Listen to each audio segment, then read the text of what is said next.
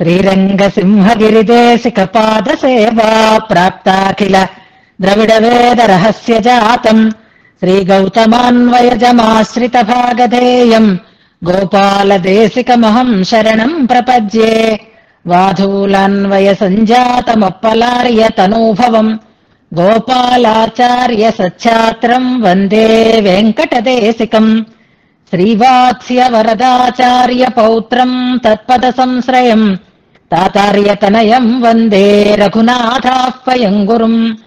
కాశ్యపాన్వయ సంజాతం నారాయణ పదాశ్రితం శ్రీమన్నారాయణం వందే యతీశ్వర శ్రియాజుషం. సద్గ్రంథ అధ్యయన సంగోష్ఠిని ఈనాటి వ్యాసంగానికి సాదరంగా ఆహ్వానిస్తూ కలిసి ప్రార్థన చేసుకుందాం. ప్రణామం లక్ష్మణముని ప్రతిగృహ్ణాతు మామకం ప్రసాదయతి యత్సూక్తి స్వాధీనపతికాం శృతిం అనుకల్పభూతమురజిత్పదం సతాం అజహత్ త్రివర్గమపవర్గ వైభవం చలచిత్తవృత్తి వినివర్తన ఔషధం శరణం యతీంద్రచరణం వృణీమహే. శ్రీవత్సచిహ్నమిశ్రేభ్యో నమ ఉక్తిమధీమహే యదుక్తయస్త్రైకంఠే యాంతి మంగళసూత్రతాం. శ్రీయామునార్యపదపంకజసక్తచిత్తే శ్రీమత్పరాంకుశ గురూత్తమలబ్ధ విద్యే శ్రీలక్ష్మణే మునివరేర్పిత సర్వభావం శ్రీవత్సచిహ్న గురుమన్వహమాశ్రయామి. జయతు జయతు దేవః కేశవః క్లేశహారీ జయతు జయతు నాథో భాష్యకారో యతీనాం. జయతు జయతు నిత్యం కూరనాథో మహాత్మా జయతు జయతు భవ్యా భారతీ తస్య దివ్యా. శ్రీమల్లక్ష్మణయోగినో నియమనం మూర్ధ్నా దధత్సాదరం శ్రీవత్సాంక గురుత్తమో గుణనిధిర్దేవాధిరాజస్తవం దివ్యం యం విరచయ్య దృష్టిమతులాం లేభే సయేషస్తవో జిహ్వాగ్రే మమ దోషగంధ విధురో నిత్యం సముజృంభత. హతావజ్యా హృజ్యా గుణగణ సమృద్ధా సుమధురా గభీరా సౌహార్దం మనసి విదధానా విజయతే. యదీయా శ్రీసూక్తి సకలు భగవాన్ భద్రచరితో గురు శ్రీవత్సాంకో నివసతు మదీయే హృది సదా. ఈరోజు గోష్ఠికి స్వాగత వచనాలని తెలియచేస్తూ ఎవరో మనన సాంబూలం సమర్పిస్తారు అని చెప్తారనుకుంటే అది ఒక వందే భారత్ ఎక్స్ప్రెస్ లాగా అలా అలా అలా సాగి సాగి సాగి సాగి చివరికి అమ్మయ్య అని వెనక్కి చేరబడ్డారు మన మంజులు. నిన్నటి పాఠ్యాంశాన్ని మననం చేసి మన ముందు ఉంచారు. చాలా సంతోషం. ఇది ఇంతకు ముందు ఒకసారి చేశారు, నాకు గుర్తుంది. ఇది ఎన్నోసారో నాకు తెలియదు, కానీ నేను సూచన చేస్తూనే ఉన్నాను. తప్పకుండా చెయ్యాలి, ఎన్ని చేసినా మననమైతే చెయ్యాలి, అదే ప్రధానం, దానివల్లే మనకి ఇంకా విజ్ఞానం బాగా పెరుగుతుంది అన్నాను. ఆ మాటను మన్నించి చక్కగా ఇవాళ మననం చేయటానికి ఆమె చేసినటువంటి ప్రయత్నం మనసారా నేను అభినందిస్తున్నాను. అయితే 2 శ్లోకాలు ముందర ఉండేటటువంటి ఇంట్రడక్షను టైంలో చెప్పాలి, ఒక్క నిమిషం ఎక్స్ట్రా అయినా మొత్తానికి లాగేశారు చివరి వరకు కూడా. శ్లోకానుసంధానం చాలా బాగుంది. 2వ శ్లోకంలో చిన్న తేడా వచ్చినా శ్లోకానుసంధానం చాలా స్పష్టంగా చాలా ఇంపుగా చక్కగా అనుసంధానం చేశారు. అయితే శ్లోకాల వివరణకి ఎక్కువ సమయం పెట్టుకుని ఇంట్రడక్షన్ కొంచెం తగ్గించుకొని ఉంటే బాగుండేది అనేది నా సూచన. ఆ కూరత్తాళ్వాన్ గురించి చెప్పుకున్న విషయాలన్నీ అవకాశం ఉంటే చివరిలో చెప్పుకోవచ్చు. శ్లోకంతో ప్రారంభం చేసుకుని ఉంటే ఇంకా కొంచెం శ్లోక వివరణ చేసుకోవడానికి తగినటువంటి అవకాశం ఉంటుంది అని ఎవరికైనా ఇదే సూచన చేస్తున్నాను. ఏమైనా మనం ఎక్స్ట్రా విషయాలు చెప్పుకుంటే అవి చివరిలో పెట్టుకొని ముందు అసలైన శ్లోకం, శ్లోక భావన, దాని మీద మనం దృష్టి పెట్టుకుంటే మనన మిగిలిన వాళ్ళందరికీ కూడా దాని మీద ఒక గుర్తు మళ్ళీ వచ్చే అవకాశం. మననం అంటే ఏదైనా మననమే, కానీ కూర్చుకోవడంలో మనం ఎలా కూర్చుకోవాలి అంటే ప్రాధాన్యం శ్లోకానికి, శ్లోకార్థానికి, అందులో ఉండే విశేషాలకి ఎక్కువ ఇచ్చుకొని విశేషాంశాలని మనం చివరిలో చేర్చుకునేటటువంటి పద్ధతిలో అయితే ఇంకా అందంగా సాగుతుంది. అయినా కొరత లేకుండా 2 శ్లోకాలు అనుసంధానం చేశారు. రెండిట్లో ఉండేటటువంటి అర్థాన్ని సంగ్రహంగా మన ముందు ఉంచేటటువంటి ప్రయత్నం చేసినటువంటి మంజుల మనసారా అభినందిస్తున్నాను. తను చదువుకోవాలనే ఒక ప్రయత్నం, ఇంతమంది చదువుకోవడానికి తగినటువంటి ఒక అవకాశాన్ని ఇచ్చింది. ఆ అవకాశం ఇతోధికంగా ఎప్పుడూ వర్ధతాం అభివర్ధతాం అంటూ వెళ్ళాలి. దానికోసం తనకి ఏ బాధ్యతని స్వీకరించాల్సి వచ్చినా దానికి తాను సిద్ధంగా ఉన్నాను అంటూ ఆమె ఈ 3 సంవత్సరాల నుంచి చూపిస్తూ ఉండేటటువంటి శ్రద్ధ, కర్తవ్యనిష్ట మనందరం చూస్తూనే ఉన్నాం. దానితో పాటుగా చక్కటి గ్రంథాధ్యయనం, విషయ ఆసక్తి, ఆ విషయాన్ని అందంగా మళ్ళీ వివరించగలిగేటటువంటి శక్తి ఇతోధికంగా ఆమెకి ఆచార్య అనుగ్రహంతో, భగవద్ అనుగ్రహంతో కలగాలి అని ప్రార్థన చేస్తున్నాను. సవరణలు చెప్తాను. కూరత్తాళ్వాన్ వైభవాన్ని గురించి చెప్పుకున్నప్పుడు వారికి లోభం లేదు అని చెప్పినప్పుడు వారికి వచ్చినటువంటి సంపదంతా తిరువరంగత్తముదనారికే ఇచ్చేశారు అన్నారు. అక్కడ సవరణ చేసుకోవాలి. తిరువరంగత్తముదనార్ తమకిచ్చినటువంటి సంభావన రూపమైనటువంటి సంపదని అక్కడ మళ్ళీ వీధిలో పంచిపెట్టేసి స్నానం చేసి వచ్చారు. తిరువరంగత్తముదనార్ కూరత్తాళ్వాన్కి ఇచ్చిన సంపద, కూరత్తాళ్వాన్ తిరువరంగత్తముదనార్కి ఇచ్చింది కాదు అని అక్కడ సవరణ ఒకటి చేసుకోవాలి. అలాగే కూరత్తాళ్వాన్ శిష్యాగ్రేసరులు, అలాగే ఆచార్యాగ్రేసరులు, అగ్రేస్వరులు అంటున్నారు. అగ్రేస్వరులు కాదు, అగ్రేసరులు, అగ్రేసరులు సారు అని పెట్టుకోవాలి. అగ్రేశ్వర, ఈశ్వర శబ్దం కాదు, అగ్రేశ్వరులు అని, అగ్రేసరులు అని తిట్టుకోవాలి. లేదా ముందువారు అంటే ఇంకా స్పష్టంగా తెలుగులో స్పష్టంగా ఉంటుంది. ఇక శ్లోకంలో హాతుం అనేటటువంటి పదం, అది క్రియాపదం అని చెప్తూ, హాతుం అంటే విడిచిపెట్టుట, విడిచిపెట్టలేకపోవుట అన్నారు. విడిచిపెట్టుట అని అర్థం అన్నమాట. అక్కడ నా అనే వ్యతిరేకమైన అర్థాన్ని చేర్చుకుంటే విడిచిపెట్టలేకపోతున్నాను అని అర్థం వస్తుంది. అది నా లేకపోతే ఆ క్రియాపదానికి అర్థం ఏమిటి? హాతుం, విడిచుటకు అని అర్థం. విడిచుటకు అని, విడిచిపెట్టకుండా ఉండడానికి కాదు, విడుచుటకు అని అర్థం వస్తుంది అనమాట. అక్కడ నా అనేది వ్యతిరేక అర్థంలో మనం చేర్చుకుంటే నా అస్మి, హాతుం అలం నా అస్మి, విడిచిపెట్టుటకు నేను సమర్థుడను అవటం లేదు అని అక్కడ మనకి ఆ క్రియాపదాన్ని సమన్వయం చేసుకోవాలి. ఈ సూచనలని పాటిస్తూ చక్కగా ప్రయత్నం చేస్తూ ఎంతో మందికి సదవకాశాన్ని కలిగించినటువంటి మంజులకి ఆచార్యులు ఒక చక్కటి అవకాశాన్ని ఇచ్చారు. మన జీవితంలో మనకి మనం ఉపయోగపడడం మాత్రమే కాకుండా 10 మందికి కూడా మనకుండేటటువంటి శక్తిని, మనకుండే సమర్థతని వినియోగించుకోగలిగే అవకాశం అందరికీ రాదు. నేను ఎప్పుడూ మంజులకు అదే చెప్తాను. చిన్న చిన్న అసంతృప్తులు మనలో కలిగినప్పుడు కూడా మనం లక్ష్యాన్ని చూసుకోవాలి. ఎవరైనా ఏమైనా అంటే మనకి బాధ కలుగుతుంది, మనం నిస్వార్థంగా చేస్తున్నా. కానీ అది కాదు మనం పట్టించుకోవాల్సినటువంటి అంశం. మనకి భగవంతుడిచ్చిన అవకాశం అందరికీ ఇవ్వలేదు కదా, మనకిచ్చాడు కదా అవకాశం. ఆ అవకాశాన్ని మనం చక్కగా సద్వినియోగం చేసుకుని ఆనందించాలి తప్ప ఇలాంటి వాటిని పట్టించుకుని మనసు ఎప్పుడు పాడు చేసుకోకూడదు అని చెప్తాను. ఇప్పుడు కొంచెం బాగా గట్టి పడుతున్నారు, పర్వాలేదు. మొదట్లో అయితే కాస్త సెన్సిటివ్ గా ఫీల్ అయ్యేవారు, కానీ ఇప్పుడు పర్వాలేదు, గట్టి పడ్డారు. ఎవరైనా జోలికి వస్తే మాత్రం వాళ్ళకి గట్టిగా ఇవ్వగలిగేటటువంటి సమర్థత కూడా వచ్చింది. కానీ అంత అవసరమే మన గోష్ఠిలో రాదు. మన గోష్ఠిలో ఉన్న వాళ్ళందరూ ఒక రకమైనటువంటి అనుకూలమైన భావనతో వెళ్ళిపోతున్న వాళ్ళమే అందరం. ఎప్పుడూ మన మధ్య ఈ రకమైనటువంటి సయోధ్యే నిలిచి ఉండాలి. ఇంకా ఇంకా అవగాహన మన మధ్య పెరగాలి తప్ప ఒకరినొకరు ఏ రకంగానూ ఆక్షేపించుకునేటటువంటి స్థితి మనకి రాకుండా నేను కానీ, మంజుల కానీ, ఆ కార్యనిర్వహణలో మనకు సహకరిస్తున్నటువంటి మిగిలిన వారు కానీ అలాగే ముందుకు వెళ్ళగలగాలి అని ఎప్పుడూ ఆచార్యులని, పెరుమాళ్ళని ప్రార్థన చేసుకుందాం. ఈనాటి అభ్యాసంగాన్ని మనం శ్లోకానుసంధానంతో ప్రారంభం చేసుకుందాం.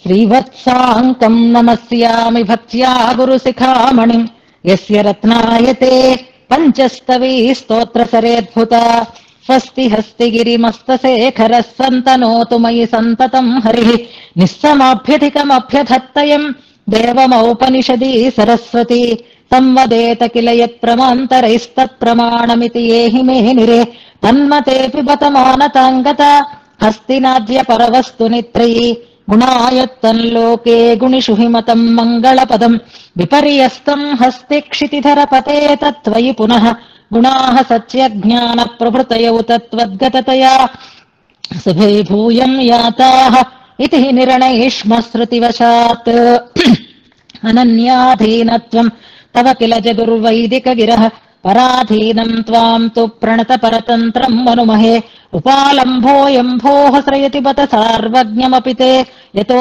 दोषं भक्तेष्विह वरद नैव कलयसि पाणिपादवदने क्षणशब्दैः अम्बुजान्यपदि सन्वरदत्वम् बाहुभिस्त्वति विशालतमालानाञ्जनं करिगिरेरसि शृङ्गम् अञ्जनक्षितिभृतो यदि नामोपत्यका वरद हेममयी स्यात् तादृशी तव विभाति तु लक्ष्मीराम्बरीबत विडम्बित विद्युत् परभागमियाद्रवेस्तमिश्रा वरदाज्यत्वयि तन्निशामयामः गमिता तव वक्त्रचित्रभानोः परभागन्ननु कौन्तलीतमिश्रा मुखमुन्नसमायताक्षमुद्यत्स्मितदन्तम् रुचिराधरम् नतभ्रु लसदम् स विलम्बि कर्णपाशम् नैते निश्चलमस्तु हस्तिनाथ पद्मायाः प्रणयरसात् समासजन्त्याः स्वम् बाहुम् सुबहुमतो भुजेन तेन कान्नामान्वभवदहो दशाम् तदा त्वे कण्ठस्थे करिगिरिनाथ कम्बुकान्तः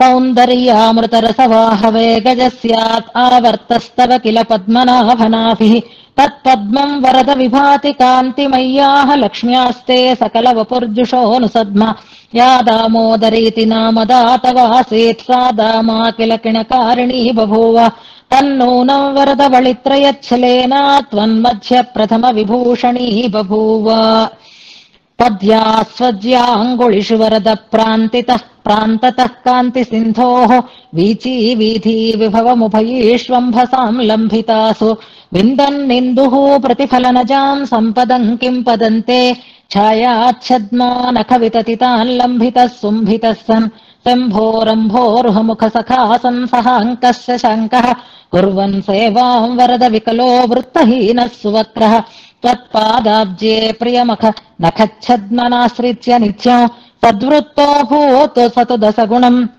पुष्कलो निष्कळङ्कः भजत्सु वात्सल्यवसात्समुत्सुकः प्रकाममत्रावतरेर्वरप्रद भवेश्च तेषाम् सुलभोदकिन्विद यदङ्गदाम्ना नियतः पुरारुदः नरसिंहतनुरगौणी समसमय समुद्भवश्च भक्तगिरः सम्भे च सम्भवस्तेऽपि सुनयति परेशताम् वरद तापत्रयीमयदवानलदह्यमानम् मुह्यन्तमन्तमवयन्तमनन्तनैव स्थातुम् प्रयातुमुपयातुमनीशमीश अस्तीश दृष्ट्यमृतवृष्टिभिराभजेथाः नानाविरुद्धविदिशासु दिशासु चाहो वह्नैर्मनोरथशतैर्युगपद्विकृष्टः त्वत्पादयोरनुदितस्पृहयेष सोहो न स्वस्ति हस्तिगिरिनाथ निशामयामि हैनिर्भयोऽस्मि अविनयोऽस्मि यतस्त्वदङ्घ्रो लिप्सामलब्धवति चेतसि दुर्विनीते दुष्कर्म वर्म परिकर्मित एष सोहो अग्रे वरप्रद तव प्रलपामि किञ्चित् सव्याधिराधिरवितुष्टिरनिष्टयोगः स्वाभीष्टभञ्जनममर्षकरो निकर्षः कृन्तन्ति सन्ततमिमानि मनो मदीय हस्ती स न त्वदभिलाषनिधिप्रहाणिः विद्वेषमानमदरागविलोभमोहादि आजानभूमिरहमत्र भवे निमज्जन् निर्द्वन्द्वनित्य निरवज्य महागुणम् त्वाम् हस्ती स कस्रयितुमैक्षितुमीप्सितुम् वा पुत्रादयः कथममीमयि संस्थिते स्युः इत्यप्रतिक्रिय निरर्थकचिन्तनेन दूयेन तु स्वयमहम् भवितास्मि कीदृक् इत्यस्ति हस्तिगिरिनाथ विमर्शलेशः सम्पाचलम् बहुलदुःखमनर्थहेतुः अल्पीय इत्यपि विमृष्टिषु दृष्टदोष दुर्वासनात्रढिमतः सुखमिन्द्रियोत्थो हातुम् न मे मतिरलम् వరదాధిరాజ. ఇంతవరకు మనం అర్థంతో అనుసంధానం చేసుకున్నాం. 78 శ్లోకాలు అర్థానుసంధానం పూర్తయింది. ఇందులో మనకి స్వామి ఏ శ్లోకం నుంచి స్వదోష అనుసంధానం చేస్తున్నారు, దోష భూయిష్టతని అనుసంధానం చేస్తున్నారు అంటే తాపత్రయీమయ అనేటటువంటి శ్లోకం దగ్గర నుంచి అని చెప్పుకున్నాం. ఇవాళ మనం చెప్పుకునేటటువంటి శ్లోకంతో ఆ స్వదోష భూయిష్టత అనేటటువంటి అనుసంధానం పూర్తి అవుతుంది. నేను అందుకే శ్లోకం చెప్పాను. తాపత్రయీమయ అనేటటువంటి శ్లోకం మనకి 72వ శ్లోకం. 73 ఎవరో పెడుతున్నారు చూసుకోండి. నరసింహ తనురగౌణి వరకు ఒక చాప్టర్ అయితే తర్వాత కొత్త చాప్టర్ మొదలైంది. అన్నంగరాచార్య స్వామి వారి విభాగాన్ని అనుసరించి ఇక్కడి నుంచి మనం ఒక 8 శ్లోకాలు అని అనుకున్నాం. 2వ 8 ఇది. విభవావతార వైభవాన్ని చెప్పారు 8 శ్లోకాలలో అని అక్కడ చెప్పుకున్నాం. తర్వాత స్వదోష భూయిష్టతని 8 శ్లోకాలలో చెప్తున్నారు అని అనుకుంటే ఇవాళ చెప్పుకున్న 79వ శ్లోకంతో మనకి ఈ ప్రకరణం పూర్తవుతుంది. స్వదోషానుసంధానం, శరణాగతి ఇవన్నీ కలిపి చెప్పేటటువంటి క్రమం కూడా ఉంది. కానీ మనం ఇలా చిన్నగానే విభాగం చేసుకుంటూ ముందుకు వెళదాం. తర్వాత 80వ శ్లోకం కూడా ఇందులోనే కలిపి చెప్పిన వారు కూడా ఉంటారు. కాకుండా వేరే మనం ఆ శ్లోకం చెప్పుకున్నప్పుడు ఎటు కలుపుకోవాలి అనే దాన్ని నేను మీకు వివరణ చేస్తాను. ఇవాళ మనం చివరిలో అనుసంధానం చేసుకోవాల్సిన పాసురాలు ముందుగా చెప్పేస్తాను. తర్వాత మనం శ్లోక అనుసంధానాన్ని ప్రారంభం చేసుకుందాం. చివరిలో మనం అనుసంధానం చేయవలసిన శ్లోకాలు తిరువాయుముడిలో ఇవాళ 3 పాసురాలు అనుసంధానం చేసుకుంటాం. అలాగే తిరుపల్లాండులో ఒక పాసురాన్ని అనుసంధానం చేసుకుంటాం.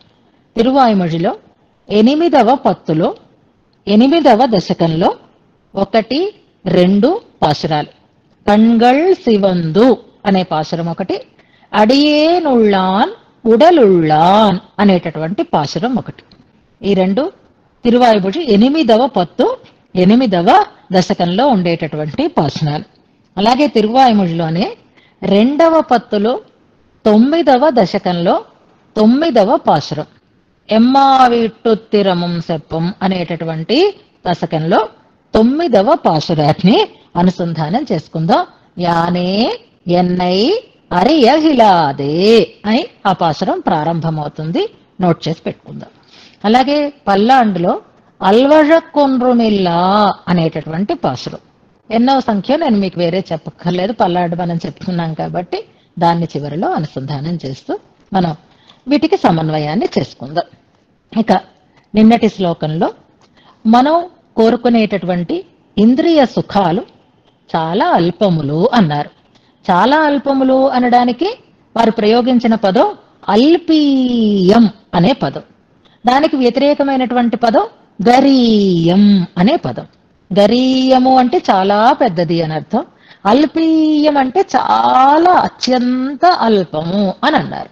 అత్యంత అల్పమైన దుఃఖాలని మరింతగా పెంచేటటువంటి అస్థిరమైనటువంటి ఇంద్రియ సుఖాలకే నా మనసు ఇష్టపడుతోంది. కారణం దుర్వాసన ద్రఢిమ అని ఆ కారణాన్ని కూడా అక్కడ స్పష్టంగా మనకి చెప్పారు. ఆ దుర్వాసన అంటే ఇంతకు ముందు అనుభవించి ఉన్నటువంటి ఒక అనుభవపు వాసనతో నా మనస్సు దాన్ని విడిచిపెట్టలేక అటువైపే వెళ్ళిపోతోంది అని తన మనస్సుని తాను కంట్రోల్ చేసుకోలేకపోతున్నాము అని ఆ శ్లోకంలో వివరించారు. ఇవన్నీ మన కోసమే చెప్తున్నారు అని అనుకుంటున్నాం కదా. మనం కోరుకునేటటువంటి ఇంద్రియ సుఖాలు మనకి అస్థిరమైనవి అనడానికే విద్యుత్తుతో అంటే మెరపుతో పోల్చి చెప్పారు. శంపాచలం అని అన్నారు. మనం పొందే ఇంద్రియ సుఖాలు, మనకు కనిపించేటటువంటి మెరపు, ఇవి మనకి క్షణికమైనవి అని చెప్పడం కోసం మెరుపుతో పోలుస్తారు. ఆళ్వార్ల పాసురాలలో మిన్నిల మన్ను ఈరాక్కెగళ్ అనే పాసురం మనకి గుర్తొస్తే అక్కడ కూడా కూరత్తాళ్వాన్ తన పిల్లలకి మంచిని చెప్పించటం కోసం, మంత్ర రహస్యాన్ని చెప్పడం కోసం గురువుగారి దగ్గరికి వెళ్ళి నేర్చుకోండి అని చెప్పారు. వాళ్ళు లేచి వెళ్ళబోతూ ఉంటే వద్దొద్దు నేనే చెప్పేస్తాను అన్నారు. ఎందుకని అనంటే ఈ క్షణం ఎంతలో పోతుందో తెలియదు, ఈ శరీరం చాలా స్థిరమైనది కాబట్టి ఆ క్షణంలో మీరు దాన్ని పొందలేకపోతే మళ్ళీ వ్యర్థమైపోతుంది అని నేనే చెప్తాను అని చెప్పారు అని కూరత్తాళ్వాన్ ఐతిహ్యాలలో ఇదొక ఐతిహ్యం పెద్దల ద్వారా మనం వింటూ ఉంటాం. అలాంటి శరీరమే మనకి జీవితమే అల్పమైనప్పుడు, క్షణికమైనప్పుడు ఆ శరీరంతో ఆ శరీరానికి సంబంధించిన ఇంద్రియాలతో మనం పొందేటటువంటి సుఖం ఇంకా అల్పం కనుక అల్పీయసం అన్నారు వెనుకటి శ్లోకంలో. అంటే ఇప్పుడు అలాంటి బుద్ధి, అలాంటి పగ్గాలు ఎవరు మనకి ఇవ్వాలి అంటే భగవంతుడు మనకి ఆ రకమైనటువంటి స్థిరత్వాన్ని ఇవ్వాలి తప్ప మనకి స్థిరత్వము దొరకదు అని వెనకనే అదొక దోషంగా చెప్పారు వెనకటి శ్లోకంలో. అంటే విషయాభిలాష నాలో చాలా ఎక్కువగా ఉంది, నీ విషయకమైనటువంటి అభిలాష లేదు అని స్పష్టం చేశారు. ఈ శ్లోకం ఇంకా దోష అనుసంధానంలో చివరిది అని అనుకుంటున్నాం. మనం ఈ శ్లోకాన్ని చదువుకునేటప్పుడు వ్యాఖ్యానంలో అనంగరాచార్య స్వామి వారు ఇంక ఉండబట్టలేక రాస్తున్నారు. ఏమని అంటే, ఇంతవరకు చెప్తున్నవి కూడా కూరత్తాళ్వాన్లో లేశమాత్రంగానే కూడా ఉన్న దోషాలు కాదు, ఆయన అలా ఉన్నట్టుగా చెప్తున్నారు, దానికి ప్రయోజనం మన కోసం అని చెప్తున్నాం కదా. ఇక్కడికి వచ్చేసరికి కూరత్తాళ్వాన్ చెప్తున్న ఈ మాట ఎలాంటి మాట అంటేనట, మనం మామూలుగా అబద్ధము నిజము అని చెప్పేటప్పుడు పచ్చి నిజాలు అంటారు. ఏమిటా పచ్చితనం? అదేమన్నా ఎండుతుందా? అదేమన్నా అప్పుడే కాసిందా? కానీ పచ్చి నిజం అండి అని అంట. అంటే ఆ నిజంలో ఉండేటటువంటి ప్యూరిటీ అన్నమాట, ఇంకందులో ఏ మాత్రం అబద్ధం లేదు అనే అర్థంలో పచ్చి నిజం అంటారు. అలాగే అబద్ధాన్ని గురించి చెప్పేటప్పుడు శుద్ధ అబద్ధం అంట. మన భాష కోసం మీకు చెప్తున్నాను, శుద్ధ అబద్ధం అంటే ఇందులో నిజం అన్నది లేశ మాత్రం కూడా లేదు, మొత్తం అంతా అబద్ధమే అంటారు. అలాగే తమిళ ప్రయోగాలలో మెయ్ కలవాద పొయ్ అంటారు, పొయ్ కలవాద మెయ్ అంటారు. పొయ్ అంటే అబద్ధం, మెయ్ అంటే నిజం అని అర్థం అనమాట. మెయ్ కలవాద పొయ్ అంటే నిజం ఏమాత్రం కలవనటువంటి శుద్ధ అబద్ధం అని అర్థం. అలాగే పొయ్ కలవాద మెయ్ అంటే ఏమాత్రం అబద్ధం కలవని పచ్చి నిజం అని అర్థంలో అనమాట. ఈ మాట ఇప్పుడు కూరత్తాళ్వాన్ తనకుందని చెప్పుకుంటూ ఉండే ఈ శ్లోకంలోది మాత్రం ఇది మెయ్ కలవాద పొయ్ అంటారు తమిళ వ్యాఖ్యానంలో అండంగా. అసలు ఇంకా దీన్ని ఎలాగా కూరత్తాళ్వాన్లో మనం చూడగలిగే అవకాశం లేదు అంటారు. అలాంటి ఒక మాటని ఇందులో చెప్తున్నారు. శ్లోకం చూద్దాం. బుద్ధ్వాచ నోచ విహితాకరణైర్నిషిద్ధ సంసేవనైః త్వదపచారశతైరసహ్యైః భక్తాగసామపి శతైః భవతాప్యగణ్యైః. భవితా అనుంది నా కోసంలో, కానీ అది కరెక్ట్ కాదు, భవతాపి అనే ఉండాలి. భవతాప్యగణ్యైః హస్తీశ వాక్తను మనోజనితైః హతోస్మి అంటున్నారు ఇందులో. హతోస్మి అని మనం పౌరాణికమైన సినిమాలు చూసినప్పుడు ఈ డైలాగ్స్ వస్తూ ఉండేవి. పాత సినిమాలలో, అది పౌరాణికమైన సినిమాలలో ఈ డైలాగ్ హతోస్మి అనేవారు. అంటే చచ్చేన్రా బాబు అన్నాం మన తెలుగులో అనుకుంటాం, అది కొంచెం సంస్కృతంలో అనడం అనమాట. అంతే. హతః అస్మి అంటే అది హతుడను అయినాను అంటే చచ్చేన్రా అంటాను అంతే. ఇంకా లేకుండా నా ఉనికే నేను కోల్పోయినాను అనే అర్థంలో చెప్తాం. మనకి ఏదైనా కష్టం కలిగినప్పుడు మనం చస్తున్నాను అని అంటూ ఉంటాం. నిజంగా చావటం లేదు, కానీ బ్రతికున్న భావన కలగడం లేదు అని కదా చస్తున్నాను అనే మాటను మనం ప్రయోగిస్తాం. అలాగే ఇక్కడ హతోస్మి అంటున్నారు కూరత్తాళ్వాన్. ఇందులో అస్మి అన్నదే క్రియాపదం, హతః అస్మి అనేది మనం తన గురించి తాను చెప్పుకుంటున్నాడు. హతుడను అయి ఉన్నాను అంటున్నారు. దేనివల్ల? తన ఉనికిని తామే కోల్పోయినాను అని అంటున్నారు. నేను ఇంకా లేకుండా అయిపోయినాను అని దేనివల్ల అంటున్నారు అంటే, నేను చేసినటువంటి అపచారాలు ఇవి అని చెప్తున్నారు. ఈ శ్లోకం మనకి శరణాగతి గద్యాన్ని గుర్తు చెయ్యాలి. శరణాగతి గద్యంలో పితరం మాతరం దారాన్ అనే శ్లోకాలు అయిన తర్వాత మనకి రామానుజుల వారు చేసిన అనుసంధానం ఉంది చూసారా. అకృత్యకరణ కృత్యాకరణ భగవదపచార భాగవతాపచార అసహ్యాపచార రూపా నానా విధానంతాపచార. ఇవాళ అది కూడా చివరిలో చదవండి. మనోవాక్కాయై అనేటటువంటి చూర్ణికి ఉంటుంది కదా, ఒకసారి చదువుకుందాం. గురువు గారు అక్కడ అలా అనుసంధానం చేసినదే ఈ శ్లోకంలో మనకి కూరత్తాళ్వాన్ అనుసంధానం చేస్తున్నారు. ఆ అపచారాలని లిస్ట్ అవుట్ చేస్తున్నారు. ఆ అపచారాలు చేయటం వల్ల నాకు అసలు అస్తిత్వమే లేకుండా పోయింది, నేనంటూ నేనుగా మరి ఇంకా మిగలకుండా ఉన్నాను అంటున్నారు. సంబోధన మనకు తెలిసిపోతోంది, హస్తీశ అనేటటువంటి సంబోధన. ఈ చేస్తూ ఉండేటటువంటి అపచారాలు ఏవేవి అంటూ ఇందులో ప్రారంభం చేస్తున్నారు. అపచారం అంటే తప్పు. మనం తెలిసి చేస్తామా తెలియకుండా చేస్తామా అంటే తెలిసి చేస్తాం, తెలియకుండా చేస్తాం. తెలిసి చేసినా తెలియక చేసినా పెద్దల దగ్గర మనం ఒకసారి క్షమాపణ వేడుకుంటాం. తెలిసి తెలియక నేనేమైనా తప్పులు చేస్తే అని అంటాను చూసారా, తెలిసి తెలియక అనే ప్రయోగం ఉంటుంది. అదే సంస్కృతంలో చేస్తున్నారు. శ్లోకం ప్రారంభంలో చూడండి, బుద్ధ్వాచ నోచ అని పదం ఉంది చూసారా. బుద్ధ్వా అంటే తెలిసి, నా బుద్ధ్వా అంటే తెలియక. ఆరాధన అయిన తర్వాత మనం క్షమాపణ వేడుకుంటాం కదా, ఉపచారాపదేశేన కృతాన హరహర్మయ అపచారాని మాన్ సర్వాన్ క్షమస్వ అంటాం. అయితే అక్కడ మనం ఏమనుకుంటున్నాము అంటే తెలియక చేసినట్లుగా ఉపచారాలు అని అనుకుని అపచారాలని చేశాను అని అంటాం. కానీ కొన్ని చోట్ల మనం అది తప్పని తెలుసు అయినా సరే చేస్తాం, అది చెయ్యకూడదు అని తెలుసు అయినా చేస్తాం, ఒక్కొక్క చోట తెలియకుండా చేస్తాం. అందుకే తెలిసి తెలియక అని ముందు ఒక క్లాస్ పెడుతున్నారు.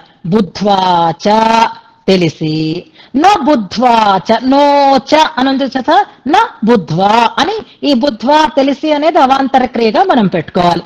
తెలిసి తెలియక కూడా 2 సార్లు తెలిసి చేసినా తెలియక చేసినా అన్నట్లుగా ఈ చకారం సముచ్చయార్థకంగా వస్తుంది. బుద్ధ్వాచ తెలిసి కూడా, నా బుద్ధ్వాచ తెలియక కూడా, విహిత అకరణై ఒకటి ఇది లిస్ట్ అవుట్ చేస్తున్నారు. అందులో మొదటిదేమిటి? విహిత అకరణం. శాస్త్రం చేత చెప్పబడినటువంటి పనులని అకరణం చెయ్యకపోవడం, విహితాకరణం అన్నది చూసారా. విహిత శాస్త్ర విహితమైన వాటిని అకరణం అంటే చేయకపోవుట అని అర్థం అన్నమాట. కృత్యాకరణ అని రామానుజుల వారి ప్రయోగం, ఇక్కడ విహితాకరణం అని వీరు ప్రయోగిస్తున్నారు. శాస్త్రం కొన్ని మంచి పనులు చెయ్యమని, శాస్త్రం మంచి కాదు, ఈ పని నువ్వు చేయాల్సిందే అని చెప్తుంది. కానీ తెలిసి కూడా ఆ పనులని చెయ్యము, తెలియక కూడా ఆ పనులని చెయ్యము. విహితాకరణ ఒకటి. తర్వాత నిషిద్ధ సంసేవనై, శాస్త్రం ఈ పనులు చెయ్యొద్దు అని నిషేధిస్తుంది. అలా నిషేధించిన వాటిని సంసేవనై, ఇక్కడ నిషిద్ధ కరణం అని అనటం లేదు, నిషిద్ధ సంసేవనం అంటున్నారు. ఏమిటో తెలుసా, ఈ పదప్రయోగంలోనే ఇందులో ఉండేటటువంటి అందం మనకి తెలుస్తుంది. విహితాకరణం అన్నారు. మనకి రామానుజుల వారైతే ఈ తేడా లేకుండా కృత్యాకరణ అకృత్యకరణ, కరణం అనే పదమే అక్కడ చేశారు. చెయ్యకూడనివి చేస్తున్నాను, చెయ్యవలసినవి చెయ్యటం లేదు అని. కానీ కోరత్తాళ్వాన్ అంతకంటే ఇంకా లోతుకి వెళ్ళి ఆలోచన చేస్తారు కదా. విహితాకరణం అంటే చెయ్యవలసినవి చెయ్యకపోవడం, అక్కడ కరణం అన్నారు కామన్ గా, కానీ ఇక్కడ సంసేవనం అని అన్నారు. సంసేవనం అంటే ఈ పదం ఏ అర్థంలో వాడతాం మనం? పెద్దల్ని సంసేవించటం, పెరుమాళ్ళని సేవించటం. అలాగా ఇష్టంగా చేసేదానికి సంసేవనం అని అంటాం కదా. అంటే ప్రీతితో చెయ్యడానికి సంసేవనం అని అంటారు. నేను ప్రీతితో చేస్తున్నాను, ఏం చేస్తున్నాను? నిషిద్ధకరణాన్ని చేస్తున్నాను. నిషిద్ధ సంసేవనం అంటారనమాట. ఏది తినద్దంటామో అదే తింటారు పిల్లలు, ఏది అనద్దంటామో అదే అంటారు పిల్లలు. అలా అనేటప్పుడు చెయ్యమన్న పని చేసేటప్పుడైతే వాళ్ళు తప్పదురా బాబు అంటే చేస్తారు, వద్దన్న పని చేసేటప్పుడైతే ఇష్టంగా చేస్తారు, ఆనందంగా చేస్తారు, దాని మీద ప్రీతితో చేస్తారు. నేను కూడా నిషిద్ధకరణం ఎలా చేస్తున్నాను? కరణం కాదది, సంసేవనై, హాయిగా ఇష్టమైన దాన్ని ఎంత ప్రీతిగా చేస్తున్నామో అలా సేవిస్తున్నాను నిషిద్ధములైన వాటినన్నింటినీ కూడా. అవేమిటవి అని అంటే తర్వాత ఇవి 2 కృత్యాకరణ అకృత్యకరణాలు అయినాయి. ఇవి మనకి సంబంధించినవి. తర్వాత ఇంకా ఎక్స్ట్రీమ్ స్టేజ్ ఏది అంటే త్వదపచారశతై, నీ విషయంలో శతములు అంటే ఇక్కడ అసంఖ్యాకములు అని అర్థం, 100ల కొలది అనే అర్థంలో త్వదపచారశతై అసహ్యై, భరించడానికి వీలు కాని అని అర్థం అన్నమాట. భరించడానికి వీలు కాకపోవడం అనేది లేదు భగవంతుడి దగ్గర. ఎందుకంటే ఆయన అపార కృపాసాగర్, ఎక్స్క్యూజ్ మీ, ఆయన కరుణామృతార్థే అనే ప్రయోగం మనకి శ్లోకంలో వచ్చింది కదా. కరుణ అనేటటువంటి అమృతానికి సముద్రం లాంటి వాడు ఆయన కనుక ఓరిమి కలిగిన వాడు, దయ కలిగిన వాడు ఏం తప్పులు చేసినా క్షమిస్తాడు. కానీ నేను పరీక్ష పెట్టానయ్యా నీకు. ఎలాంటి పరీక్ష అంటే భవతాపి అసహ్యై, నువ్వు కూడా సహించలేనట్లుగా. నీరెప్పుడు చల్లగానే ఉంటుంది, కానీ ఒక స్థితి దాటితే నీటిలోనే నిప్పు పుడుతుంది. అలాగే పరమాత్మ ఎప్పుడూ కరుణతోటే నిండి ఉంటాడు. మనం చేసిన అపచారాలను క్షమిస్తాడు. కానీ నా అపచారాల స్థితి ఎలా ఉంటుంది అంటే భవతాపి అసహ్యై, నువ్వు కూడా ఇంత క్షమాగుణం కలిగిన నీ చేత కూడా సహించడానికి వీలు కాని రీతిలో నేను భగవదపచారాలని చేసి ఉన్నాను కదా. త్వదపచారములు అంటే భగవంతునితో చెప్తున్నారు కాబట్టి భగవదపచారములు అని చెప్పారు. తర్వాత భక్తాగసామపి శతైః, భక్తాగసాం అంటే భాగవత అపచారములు, భగవద్భక్తుల విషయంలో చేసేటటువంటి పాపములు అంటున్నారు. అవి కూడా శతైః, అవి కూడా అనేకములు చేస్తున్నాను. భగవదాపచారములు అసంఖ్యాకంగా, భాగవతాపచారములు అసంఖ్యాకంగా నేను చేస్తున్నాను. ఇక్కడ అసహ్యై అనే పదం ఉంది చూసారా, దాన్ని మనం విడదీసుకుంటే భగవదపచారములు, భాగవతాపచారములు, అసహ్యాపచారములు. రామానుజుల వారు మూడింటిని మనకి చెప్పారు కదా. అందుకని ఆ ఆర్డర్ మనం పెట్టుకోవాలి అంటే ఇక్కడ చిన్న మార్పు చేసుకోవచ్చు అని అంటారు. తర్వాత ఉంది చూడండి, భవతాపి అగణ్యై అని ఉంది. భవత నీ చేత, అపి కూడా, అగణ్యై గణించటానికి అంటే లెక్కించటానికి వీలు కానంత అని అర్థం. సర్వజ్ఞుడు కనుక ఆయనకి ఏదైనా సాధ్యమే. నేను లెక్క పెడతానండి నీ చేసిన మీ అపచారాలని అంటే భవతాపి అగణ్యై అని అంటారు. ఇప్పుడు మనకు అసహ్యాపచారం మధ్యలోకి వచ్చేసింది.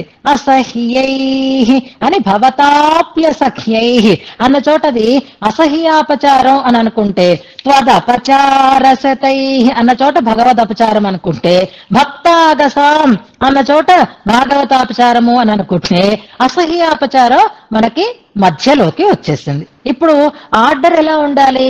భగవదపచార, భాగవతాపచార, అసహ్యాపచార. ఎక్స్ట్రీమ్ అంటే ఇంకా దానికి విరుగుడు లేదు అని చెప్తారు అక్కడ అసహ్యాపచారం. అందుకని ఇక్కడ శ్లోకంలో చిన్న మార్పు చేసుకోవచ్చు అని ఆయన సూచిస్తారు, వ్యాఖ్యాత సూచిస్తారు. ఎలాగా అంటే అర్థక్రమం బాగుంటుంది కాబట్టి ఎలా చెప్పుకోవాలి అంటేనట, ఇప్పుడు అసహ్యై అని ఉంది చూసారా, అక్కడ అగణ్యై అనేది పెట్టుకొని భవతాప్యసహ్యై అని ఇక్కడికి పెట్టుకుంటే అప్పుడు ఆ ఆర్డర్ సరిగ్గా వచ్చేస్తుంది అంటారు. ఇది ఒక సూచన. ఉన్న శ్లోకం ఇలాగే ఉంది. ఈ భవతాప్యగణ్యై అనేటటువంటి దానిని అన్నిటికీ మనం పెట్టుకోవచ్చు. అంటే నిషిద్ధకరణములు నువ్వు లెక్క పెట్టలేవు, కృత్యాకరణములు నువ్వు లెక్క పెట్టలేవు, భగవదపచారాలు నువ్వు లెక్క పెట్టలేవు, భాగవతాపచారాలు నువ్వు లెక్క పెట్టలేవు, అసహ్యాపచారాలు నువ్వు లెక్క పెట్టలేవు అని ఈ భవతాపి అగణ్యై అనే మాటని అన్నిటికీ మనం విశేషణంగా చేసుకోవచ్చు. భవతాప్యగణ్యై. ఇప్పుడు మార్చుకోమని ఎలా చెప్పారు అంటే చదువుతాడు. సంసేవనై త్వదపచారశతై అగణ్యై అని పెట్టుకున్నాం అనుకోండి, అగణ్యములు అంటే లెక్క పెట్టడానికి వీలు కాని అని అక్కడికి వచ్చేస్తుంది. తర్వాత భక్తాగసామపి శతై ఇది భాగవతాపచారంలోకి వస్తుంది. భవతాప్యసహ్యై నీ చేత కూడా సహించటానికి వీలు కాని అసహ్యాపచారములు అని అక్కడ చెప్తున్నారు. అలాంటి వాటిని నేను చేశాను, వాటి వల్ల నేను హతోస్మి అంటున్నారు. చేశారా? ఇలా చేశారండి అంటే ఎలా చేశానేమిటి? నువ్వు నాకు 3 సాధనాలు ఇచ్చావు, ఆ 3 సాధనాలతోటి చేశాను అంటున్నారు. ఆ 3 సాధనాలు ఏమిటి అంటే వాక్, తను, మనో జనితై. ఎలా చేశాను అంటే వాక్కుతో, తనువుతో, మనస్సుతో. అపచారాలు 3+2 చెప్పారు, అంటే తన విషయంలో తాను చేసుకున్నవి. కానీ కరణాలెన్ని? 3. మనో వాక్ కాయై. కరెక్ట్ గా దాన్నే శ్లోకబద్ధం చేస్తున్నారు అని అనుకోవాలి. మనస్సుతోటి, వాక్కుతోటి, శరీరముతోటి. ఇక్కడ వాక్, తను, మన అని ఇక్కడ కూడా ఆర్డర్ మార్చారు. వాగ్రూపమైన అపచారము, శారీరకమైనటువంటి అపచారము, అలాగే మానసికమైనటువంటి అపచారముతోటి చేసి జనితై, ఇవన్నీ వాటి చేత వాటి చేత వాటి చేత అని తృతీయాంతంగా చెప్తున్నారు. అలా నేను అపచారములు చెయ్యడము చేత హతోస్మి, నా ఉనికిని నేను కోల్పోయినానయ్యా స్వామి అని అంటున్నారు. అంటే ఇంకా నాకు ఈ ఉజ్జీవనానికి తగినటువంటి అవకాశం లేదు అని స్పష్టంగా చెప్తున్నారు. ఈ ఆర్డర్ లో మనం గుర్తుపెట్టుకోవలసినటువంటి ఉత్తరోత్తరం బలీయ అనేటటువంటి ఒక అంశాన్ని ఇక్కడ జ్ఞాపకం చేసుకుందాం. ఎక్కడ చెప్పుకున్నాం మనం? ఉత్తరోత్తరం బలీయ అనేటటువంటి ఈ న్యాయం, శాస్త్రీయమైనటువంటి ఈ న్యాయం ఏ శ్లోకం దగ్గర మనం చెప్పుకున్నాం గుర్తుందా? నీ పాదాలకి ఏది ఆనందదాయకంగా ఉందయ్యా స్వామి? భక్తానాం వపుషి యత్పుండరీకో అన్న చోట ఒకదానికంటే ఒకటి, ఒకదానికంటే ఒకటి అని చెప్పుకోవాలి.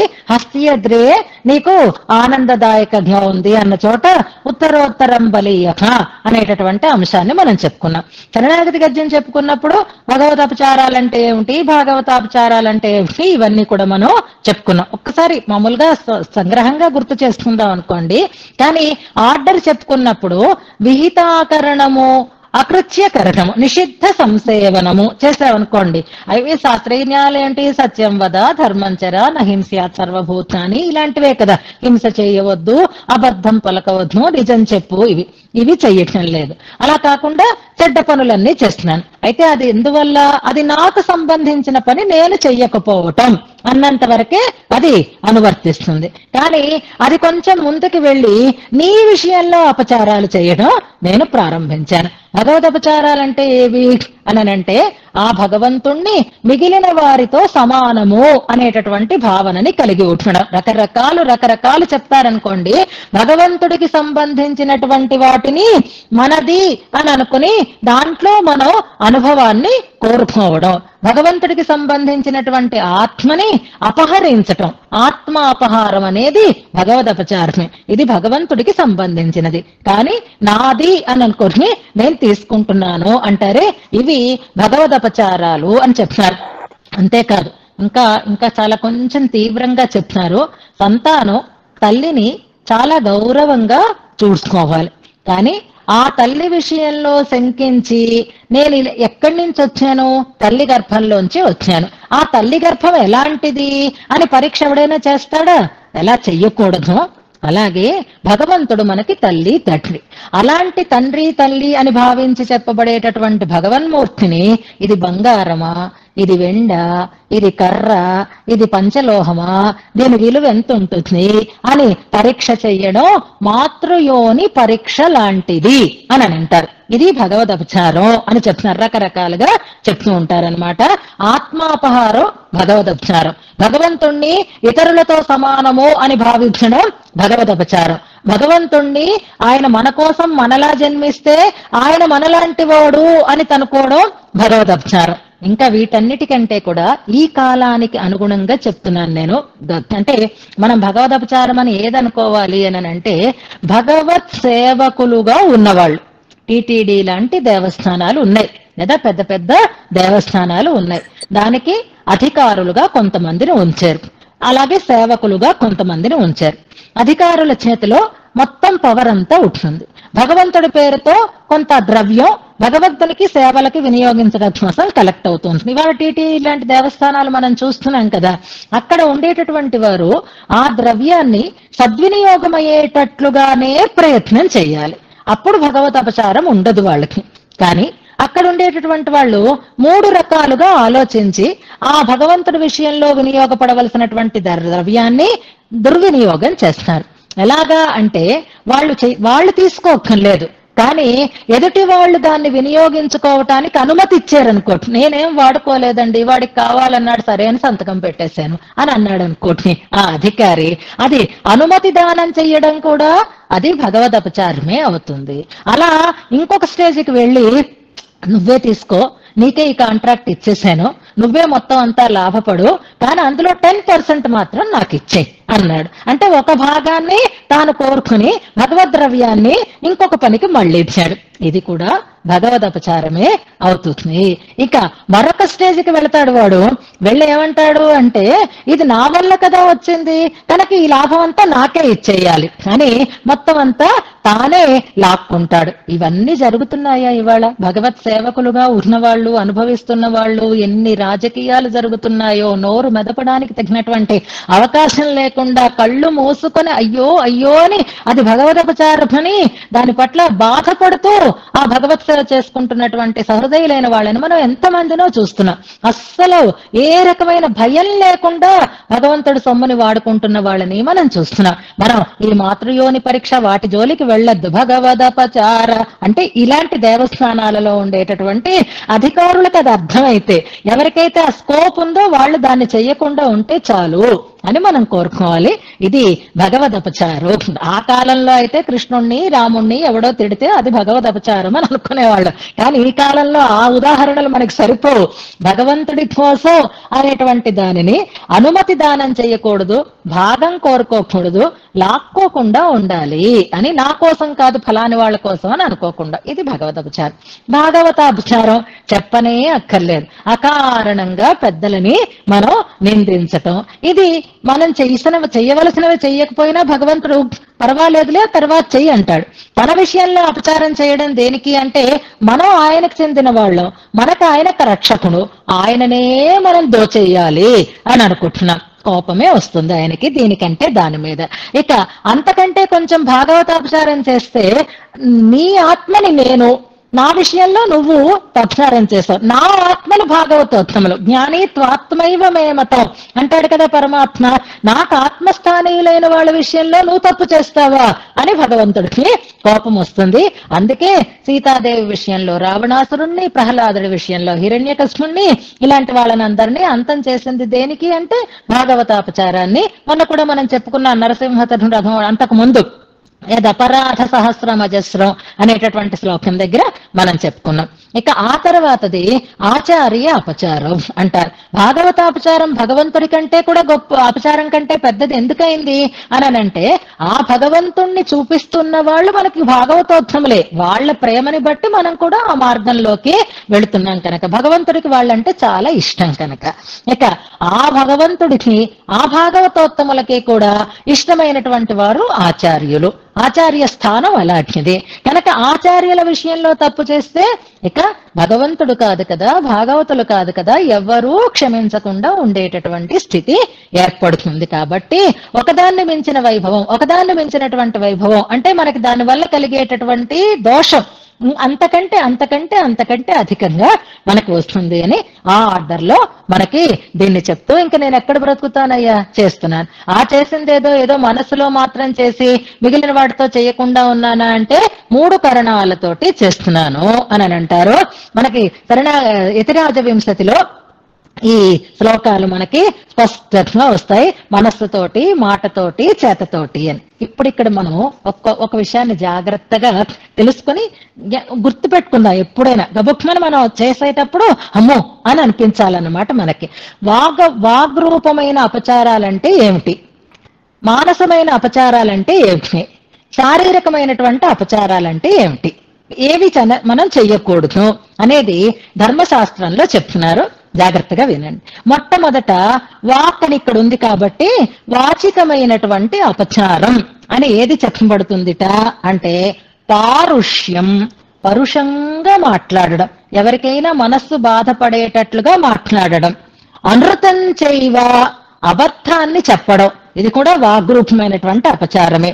పైశునం చైవ సర్వశః, ఇందుకోసం నేను చెప్తున్నాను. పారుష్యము అసత్యం అందరికీ తెలిసింది, అది వాగ్రూపమైనటువంటి అపచారం అనే తెలుసు. పైశునం అనంటే వంచన అన్నమాట.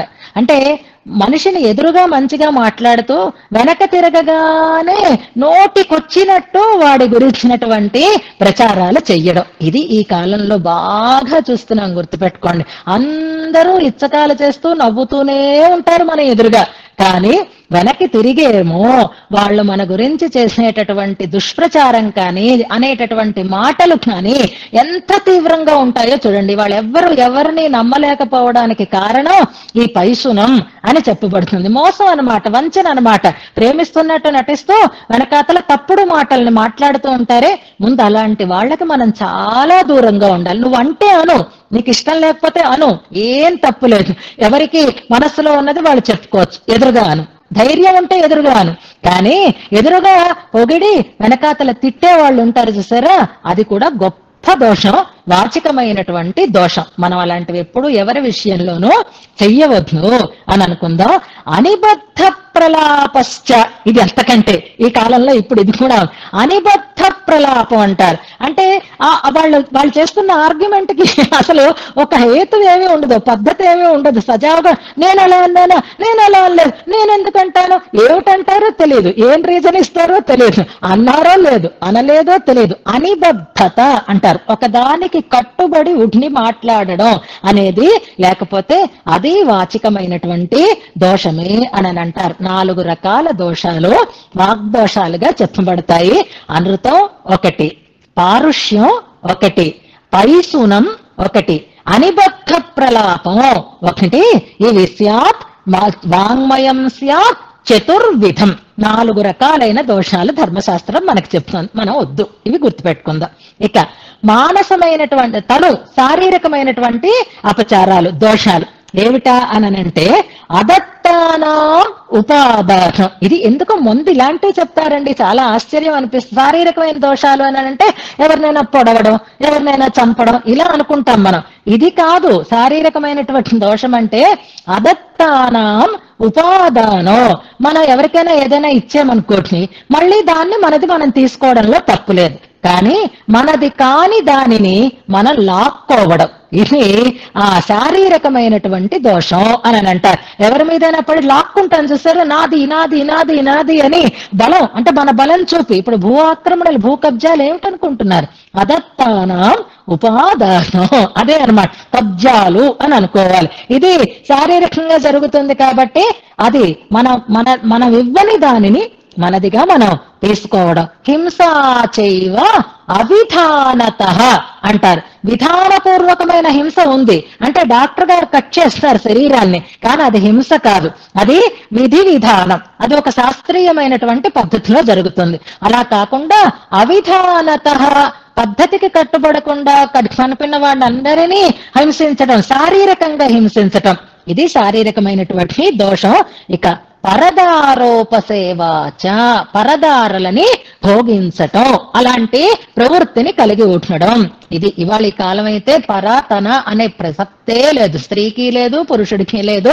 ఎవరికి ఎవరి మీద ఇష్టమైతే వాళ్ళు వాళ్ళతో ఆనందంగా ఉండొచ్చు, అది చట్టబద్ధం కూడా అయిపోయింది కాబట్టి వాళ్ళు దాన్ని హాయిగా ప్రవర్తించవచ్చు అనే రోజులలోకి మనం వచ్చేస్తున్నాం. కానీ శారీరకమైనటువంటి దోషం ఏది అంటే ఇక్కడ పరదార అన్నారు, కానీ స్త్రీ పురుషులు పరస్పరం అలాంటి వ్యభిచారాన్ని కలిగి ఉండడం అనేది శారీరకమైనటువంటి దోషంగా చెప్పబడుతుంది. ఇక మానసమైన దోషాలు గుర్తుపెట్టడం. సరే, శారీరకంగా చేయడానికి అంత ధైర్యం ఎవరికి ఉంటుంది? ఉన్నవాడు ఎలాగా చెడ్డగానే లోకల్లో ఉంటాడు, కానీ మానసికంగా ఏదైనా చేయొచ్చు కదండి. మనస్సులో మనం ఏదైనా చేసినా ఎవరికి తెలియదు కదా అని అనుకుంటాం. కానీ ఆ మానస దోషాలు ఏమిటా అంటే పరద్రవ్యేష్వభిధ్యానం, ఇతరులకి ఏదుంది అని దాని మీదే దృష్టి కలిగి ఉండడం, ఆ ఇతరుల ద్రవ్యం మీదే దృష్టి కలిగి అది మనకి కావాలి అనేటటువంటి కోరికని కలిగి ఉండడం, ఇది మానసమైన దోషం. తీసుకోలేవు నువ్వు, కానీ నీ దృష్టి అంతా దాని మీదే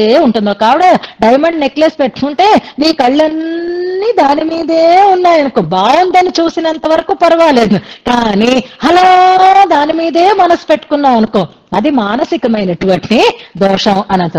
మనస అనిష్ట చింతనం అంటారు. అంటే ఇతరులకి మనం అనిష్టాన్ని చెయ్యక్కర్లేదు, చెయ్యాలనే ఆలోచన మానసికమైనటువంటి దోషం.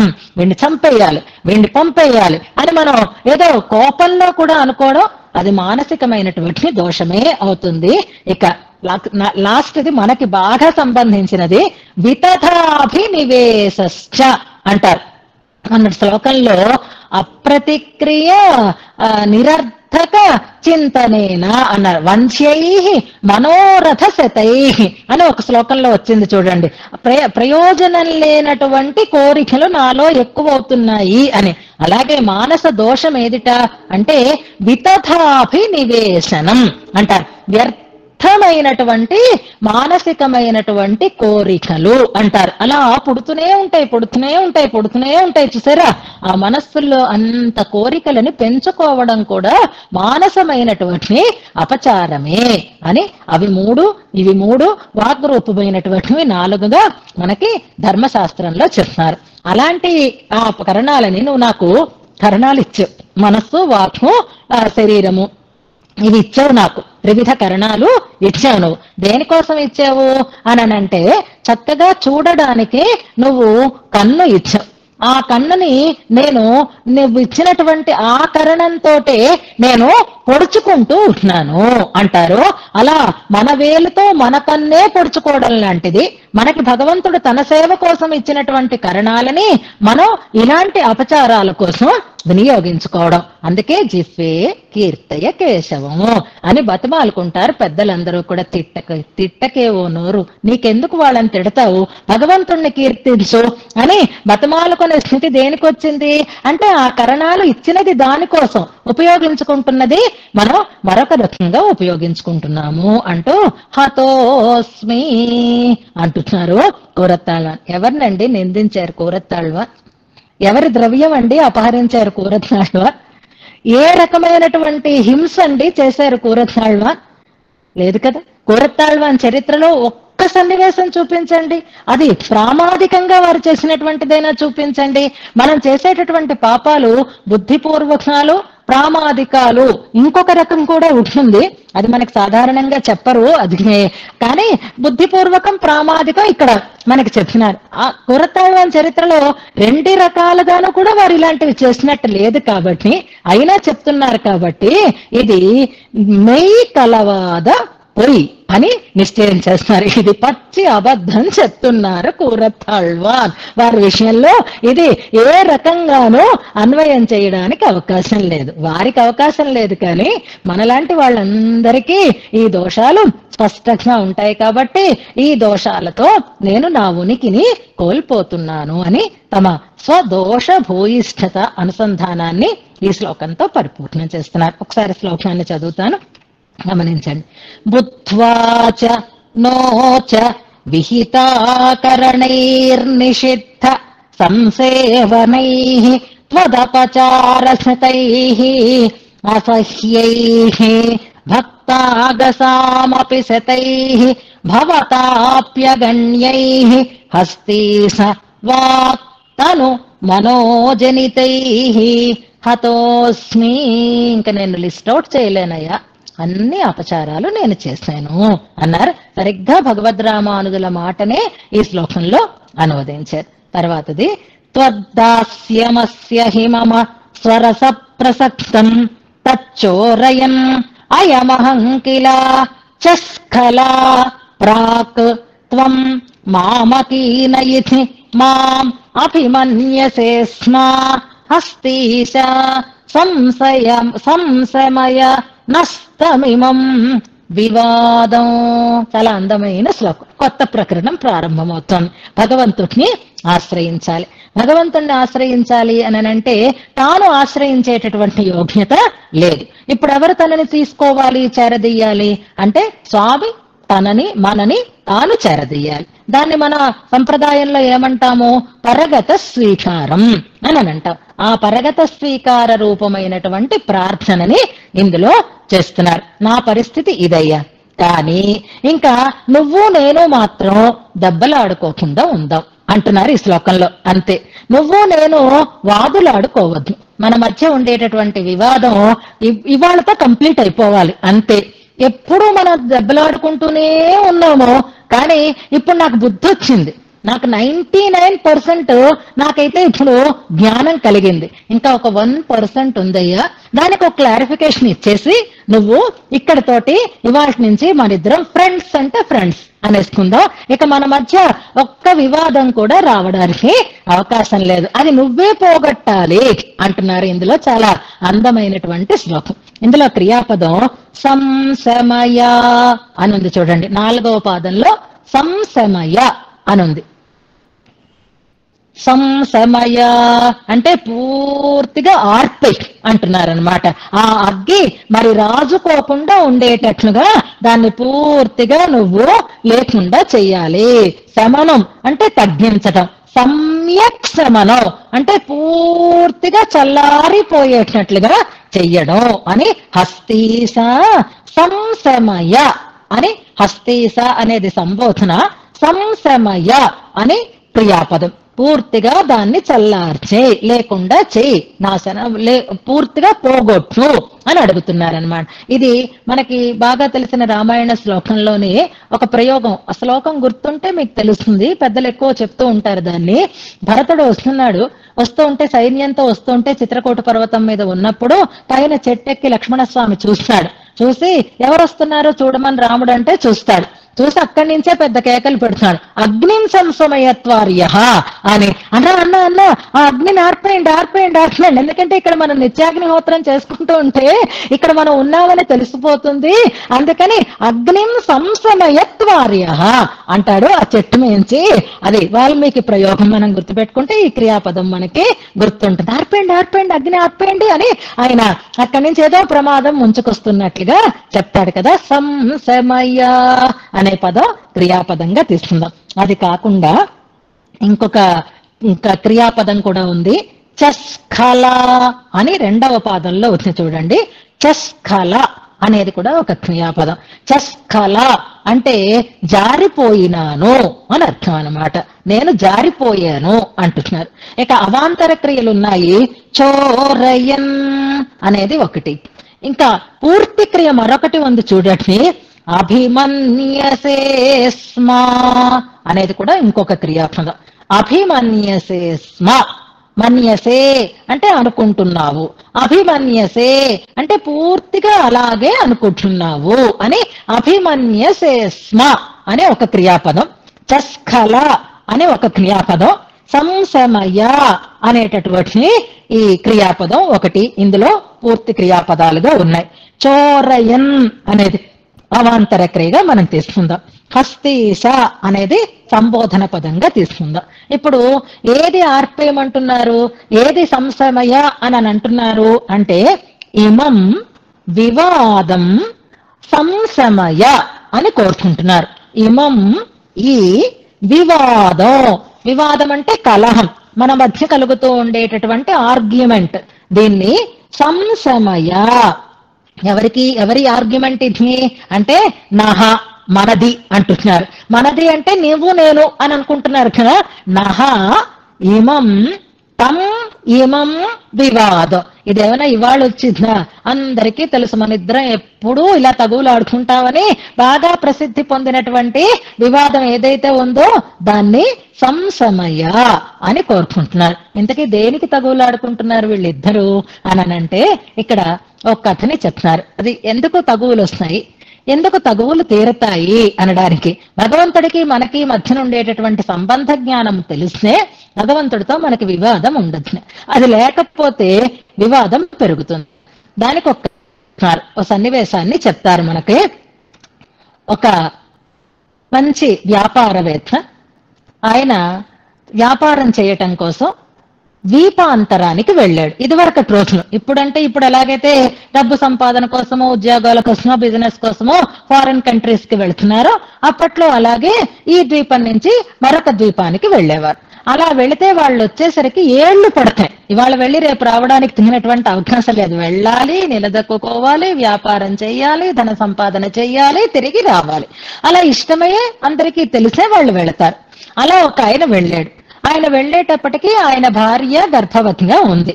అది ఏదో 7 మాసాలో ఎంతో అనుకోవచ్చు. ఆ సమయంలో ఆయన ఆమెని విడిచిపెట్టి ద్వీపాంతరానికి వెళ్ళాడు. అలా ఆయన అక్కడ వ్యాపారాన్ని చేశాడు, బాగా సంపాదించాడు. మళ్ళీ ఇప్పుడు తిరిగి వస్తున్నాడు ఆయన. ఈలోగా ఈ పత్నికి ప్రసవమైంది, కుమారుడు కలిగాడు. వాడు పెద్దవాడైనాడు, విద్యావంతుడైనాడు. తండ్రిలాగే వాడు కూడా ఉద్యోగానికి, వ్యాపారానికి సిద్ధపడ్డాడు. ఆ పిల్లవాడు కూడా తనదైనటువంటి రీతిలో పై ద్వీపానికి వెళ్లి వ్యాపారం చేసుకుని ఆయన తిరిగి వస్తున్నాడు. ఇప్పుడు ఆ తండ్రి బాగా సంపాదించి మంచి ధనపు రాసులు తీసుకుని ఆయన వచ్చాడు. ఈ కుమారుడు తన చేతనైన రీతిలో సంపాదించి ఆయన వచ్చాడు. ఇద్దరు ఆ ఇంటి దగ్గరే ఆగారు. ఆగి ఈయన సరుకులు ఈయన దించుకున్నాడు, ఆయన సరుకులు ఆయన దించుకుంటే ఇద్దరి సరుకులు పెట్టుకోవడానికి చోటు సరిపోకపోతే ఒకళ్ళతో ఒకళ్ళు వాదులాడుకుంటున్నారు. నా ఇల్లు ఇదంటే నా ఇల్లు ఇది అనుకుంటున్నారు. ఆ తండ్రి కొడుకు పుట్టాక చూడలేదు కాబట్టి తన కొడుకు అని ఈ కొడుకుని తెలియదు. కొడుకేమో పుట్టక ముందే తండ్రి దూరంగా వెళ్ళాడు కాబట్టి తన తండ్రి అని ఈ కొడుకు తెలియదు. ఇల్లు మాత్రం ఇద్దరు నా ఇల్లు అంటే నా ఇల్లు, నా ఇల్లు అంటే నా ఇల్లు, నేనే పెట్టుకుంటానంటే నేనే పెట్టుకుంటాను అని తగువులాడుకుంటున్నారు వాళ్ళిద్దరూ కూడా. ఈ తగువు అలా అలా అలా ఎక్కువ ఒకళ్ళొకళ్ళు కొట్టుకునే అంత స్థితికి వచ్చేసింది. అప్పుడు ఆ ఊళ్ళో పెద్ద ఆయన ఆ వీధిలో అలా వెళుతున్నాడు. ఆ ఇంటి ముందు నుంచి చూసి, ఏమయ్యా ఎప్పుడొచ్చావు, ఏం రామేశం ఏదో పేరు పెట్టి పిలిచాడు అనుకోండి ఆ పెద్ద ఆయన్ని. ఎప్పుడొచ్చావు అని అడిగాడు ఆయనని. అడిగితే ఈ కొడుకు ఆశ్చర్యం వేసింది. అంటే ఆ ముసలాయనకి ఆ తండ్రిని తెలుసు, ఈ ఊళ్ళోనే పుట్టాడు కాబట్టి ఈ కొడుకుని తెలుసు. అప్పుడు ఈ కొడుకు అదేంటి ఆయన ఎలా పలకరిస్తున్నాడంటే, ఆయనే నీ తండ్రి అని చెప్పాడు ఈ ముసలాయన.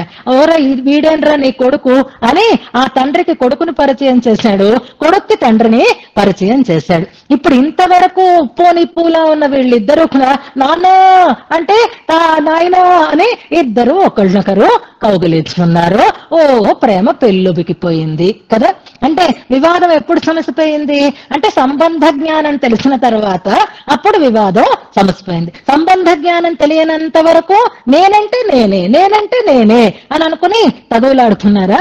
ఇప్పుడు అలా ముసలాయన ఎవరైనా రావాలి, వచ్చి తగువు తీర్చాలి. కానీ అక్కర్లేదు, ఎవరూ అక్కర్లేదయ్యా, నేను చాలా వరకు కన్విన్స్ అయిపోయాను, నువ్వు ఈ తగువుకి ఇక్కడ ఫుల్ స్టాప్ పెట్టేస్తే చాలు అంటున్నారు కూరత్తాళ్వార్. మనం త్వం మే అహం మే అనే శ్లోకం వింటూ ఉంటాం కదా, తిరుమంజనం సమయంలో అనుసంధానం చేస్తారు కదా. ఈ జీవుడికి దేవుడికి ఉండేటటువంటి తగువు కూడా అలాంటి తగువే వస్తుందన్నమాట.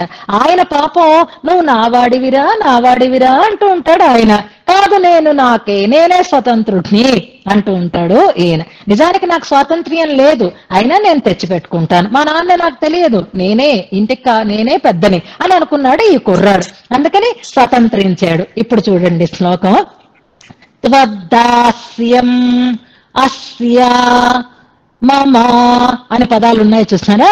అస్య మమ, ఈ నాకు అని చూపించుకుంటున్నారు. ఈ నాకు అంటే నీ వల్ల పొందినటువంటి ఈ శరీరం ఇది. అలాంటి ఈ నాకు అంటే ఇలా నువ్వెవరిని సృష్టించినా వారికి ఇప్పుడు తనని చూపించుకుంటూ అస్య మమ, ఈ నాకు త్వద్దాస్యం, నీకు దాసుడనై ఉండడం, నీకు దాస్యం చెయ్యటం అనేది స్వరస ప్రయుక్తం, సహజంగా ఉన్నది. ఆ దాస్యాన్ని నేనేమి ఎరువు తెచ్చి పెట్టుకోలేదు, పక్కింటి వాళ్ళకి నేనేమి సేవ చేయాల్సిన అవసరం లేదు. నా తండ్రికి నా తల్లికి నేను సేవ చెయ్యాలి. అది స్వరస ప్రయుక్తం, సహజంగా వచ్చినటువంటిది త్వద్దాస్యం. ఎవరికి? అస్య మమ, ఈ నాకు నీకు దాసుడనై ఉండడం అనేది సహజంగా ఉండేటటువంటి ఒక లక్షణం. ఈ దాసత్వం అనేది సహజం, అది తెచ్చిపెట్టుకున్నది కాదు. నేనేం చేస్తున్నాను? తత్ చోరయన్, దొంగిలించేస్తున్నాను. ఈ చోరయన్ అనే పదం కూడా ఇందాక సంసేవనై అనే పదం లాంటిదన్నమాట. చెయ్యకూడని పనులు ఎంత ఇష్టంగా చేస్తున్నామో అలాగా చౌర్యం అంటే ఏమిటి? దొంగతనం అంటే ఏమిటి చెప్పండి? అంటే తన వస్తువుని తను తీసుకోవడం కాదు కదా, అది ఇంకొకళ్ళ వస్తువుని తెలిసిన దానిని వాళ్ళకి తెలియకుండా తీసుకోవడం కదా చౌర్యం అని అనిపించుకుంటుంది. అలాగే నాకు దాస్యం ఉంది, కానీ ఆ దాస్యం నువ్వు ఇచ్చినది. ఆ దాస్యాన్ని నేను అపహరించేస్తున్నాను, అంటే లేకుండా చేసేస్తున్నాను. తెలియక కాదు, తెలిసే కావాలనే ఆ తప్పుని నేను చేస్తున్నాను. తచ్చోరయన్ అయో అహం, మళ్ళీ హస్య మమ అన్నట్లుగా అయం అహం అహమయం, ఈ నేను అని నేనంటే నా వైభవం చూడు, ఈ నేను అని ప్రత్యేకించి చెప్పుకుంటున్నారు. అయం అహం చస్ఖలా ప్రాక్, జారిపోయాను నేను. ఎప్పుడైతే నీ దాస్యాన్ని నేను దొంగిలించేసానో, అంటే నీ దాస్యం లేకుండా చేసేసానో, అప్పుడు నేను ఆ దాస్యం నుంచి దిగజారిపోయాను, కిందకి జారి పడిపోయాను. మార్గంలోంచి జారి కిందకి పడిపోయినట్లుగా ఎప్పుడైతే నీకు నేను దాసుడని అనే భావన నాలో లేదో, అప్పుడు ఆ దాస్యాన్ని నేను పొందలేక చస్ఖలా అంటే జారి పడిపోయినాను అని అర్థం అనమాట. ఎప్పుడు ప్రాక్, ఇంతకు ముందు అంటున్నారు. ఇంతకు ముందంటే అని ఎవరైనా అడిగారు అనుకోండి, ఇంతకు ముందున్న కాలం అంతా కూడా కేవలం ఈ 1 గంట ముందో ఓ జన్మ ముందో అని కాదు, ప్రాక్ అనాది కాలంగా నేను నీకు దాసుడను అనే విషయం నేను అపహరించేసి ఆ దాస్యం లేకుండా చేసుకుని నేను నీ దాస్యం నుంచి, నీ సంబంధం నుంచి చస్ఖలా కిలా జారిపోయాను కదా, నీ దాస్యాన్ని నేను పోగొట్టుకుని కిందకి పడిపోయాను కదా అని అంటున్నా. కదా అంటే అది కూడా నువ్వు చేసిందే అని సూచన చేస్తున్నారనమాట. ఇప్పుడేం చేస్తున్నాను, నువ్వేమనుకుంటున్నావు, నేనైతే నీకు దూరం అయిపోయాను, కానీ నువ్వు నన్ను వదులుకున్నావా? వదులుకోలేదే. త్వం, నువ్వేమనుకుంటున్నావు, నన్ను మామకీనో అనుకుంటున్నావు. వీడు నావాడు అని అనుకుంటున్నాడు పరమాత్మ. మనం ఆయనకి దూరం అయిపోయి నేను నీ వాడను కాను అని మనం దూరం చేసుకుంటాం ఆయనని, కానీ పరమాత్మ మనని దూరం చేసుకోడు. త్వం, నువ్వేమనుకుంటున్నావు, మామకీనం ఇతి, నువ్వు నన్ను ఎప్పుడూ కూడా అభిమన్యసే స్మా, వీడు నావాడు అనే నువ్వెప్పుడూ అనుకుంటున్నావయ్యా స్వామి. నేను విడిచిపెట్టుకున్నాను, కానీ మన సంబంధాన్ని నువ్వైతే విడిచిపెట్టుకోలేదు. అంచేత ఇప్పుడు నాకు ఆ లాస్ట్కి మిగిలినదేమిటి ఆ సందేహం అని అంటే, ఇన్నాళ్ళు నాకేమో నేను స్వతంత్రుడిని అనే భావం కలిగింది, నువ్వేమో నేను నీకు చెందిన వాడను అని అనుకుంటున్నావు అని తెలిసింది. అంటే నేను స్వతంత్రుడను కాను, నేను నీకు చెందిన వాడను, నేను నీకు దాసుడను అనే అర్థమవుతోంది. కానీ ఈ అర్థమైనటువంటి ఈ విషయం మళ్ళీ పోకుండా ఉండేటట్లుగా, మళ్ళీ నాలో స్వతంత్ర భావన రాకుండా ఉండేటట్లుగా, హస్తీశ సంసమయ ఇమం వివాదం, మళ్ళీ ఎప్పుడైనా నేను స్వతంత్రించి నీతో వివాదించేటటువంటి ప్రమాదం అయితే ఉంది. ఆ ప్రమాదం లేకుండా పూర్తిగా నేను నీకు దాసుడను అనే విషయం నాకు తెలిసేటట్లుగా, నేను అలాగే ఉండేటట్లుగా నువ్వు అనుగ్రహించు అంటున్నారు. వెనకటి 2 గంటలను నేను స్వతంత్రుడని అని అనుకున్నాను అన్నారు. ఓకే అన్నాడు పరమాత్మ. లేదు, నువ్వు నన్ను నీవాడిని అని అనుకుంటున్నావు అన్నారు. అయితే ఇంకేం గొడవే లేదు అన్నాడు పరమాత్మ. ఎప్పుడైతే నేను నిన్ను నీవాడను అని అనుకుంటున్నాను అనుకో, నీకు స్వతంత్ర బుద్ధి ఉండదు కదా. నువ్వు నా దాసుడవి అని నీకు అర్థమైంది కదా, నాకు చెందిన వాడివి అని నీకు అర్థమైంది కదా. ఇప్పుడైతే ఏమైంది, సరే బాగుంది కదా, మంచిదే కదా, నేనెప్పుడు నిన్ను వదలలేదు కదా అనంటే ఇక్కడే ఉందయ్యా ఒక ఇబ్బంది, ఇక్కడే వచ్చింది. ఎందుకంటే నా బుద్ధి స్థిరంగా ఉండదు కదా.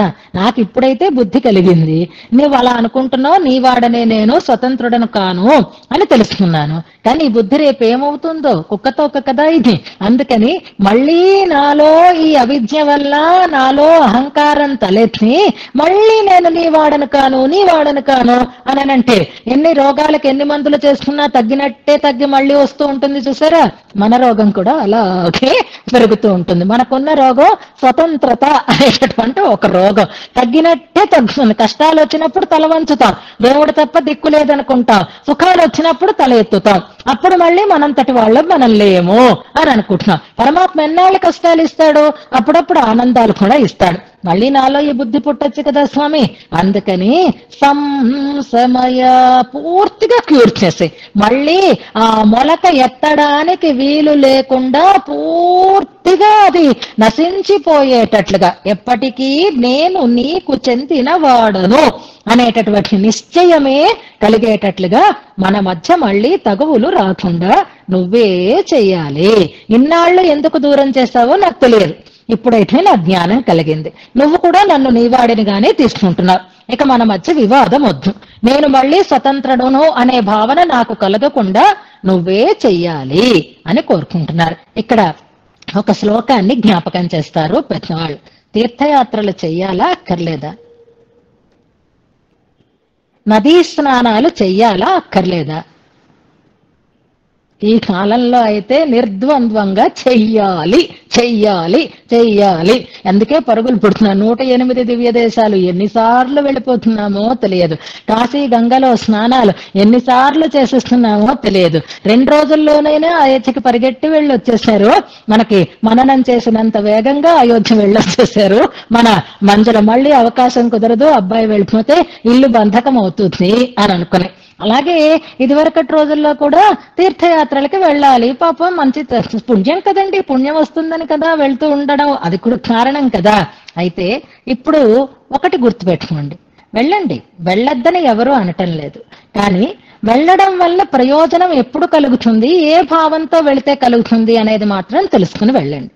మనం చేసేటటువంటి తీర్థయాత్రలు కానీ క్షేత్రయాత్రలు కానీ ఇవి ఎలా చెయ్యాలి అంటే, మనలో ఉండేటటువంటి భగవంతుని విషయంలో మనకి వ్యతిరేకత లేకుండా ఉండేటటువంటి శుద్ధి కలిగినప్పుడు మనం వెళితే పర్వాలేదు.